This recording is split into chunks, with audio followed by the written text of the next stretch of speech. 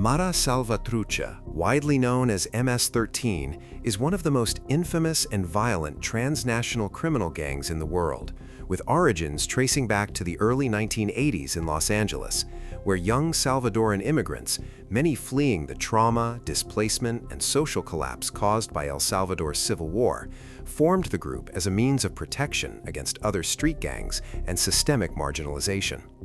Over time, MS-13 transformed from a localized street gang into a highly resilient criminal network, spreading rapidly across the United States, El Salvador, Honduras, Guatemala, and parts of Mexico, largely fueled by U.S. deportation policies in the 1990s that returned hardened gang members to weak Central American states ill-equipped to contain them.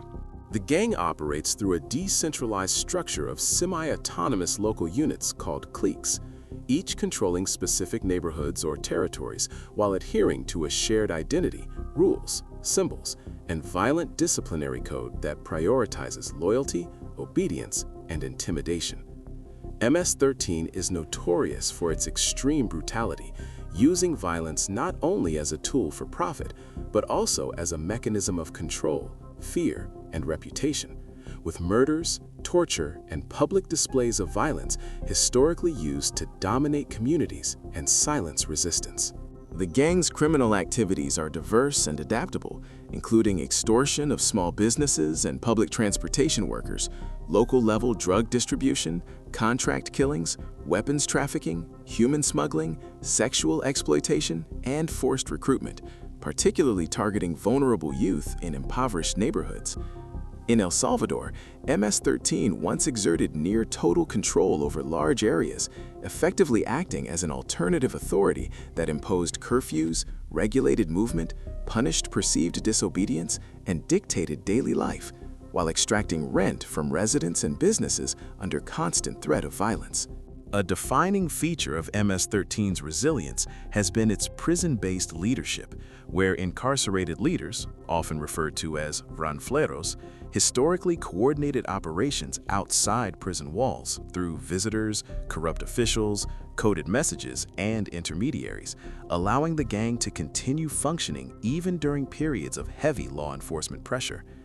The gang's internal culture is shaped by rigid rules, initiation rituals, and harsh discipline, with betrayal, cooperation with authorities, or failure to follow orders frequently resulting in execution, reinforcing a climate of fear both within the organization and in the communities it controls.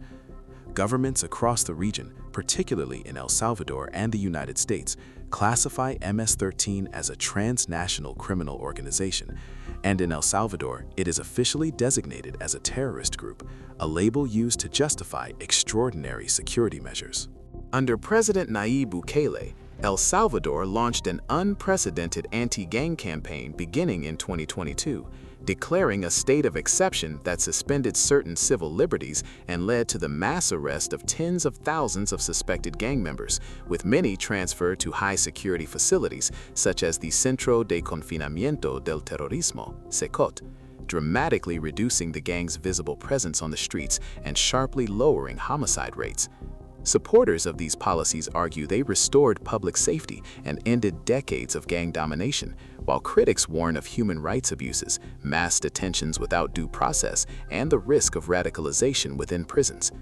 Despite these crackdowns, MS-13 continues to exist as a powerful symbol of organized crime, born from migration, inequality, weak institutions, and failed social integration, studied globally as a case of how street gangs can evolve into enduring transnational criminal networks capable of adapting to intense pressure, reshaping their structures, and leaving long-lasting social, political, and psychological scars on the societies they once controlled.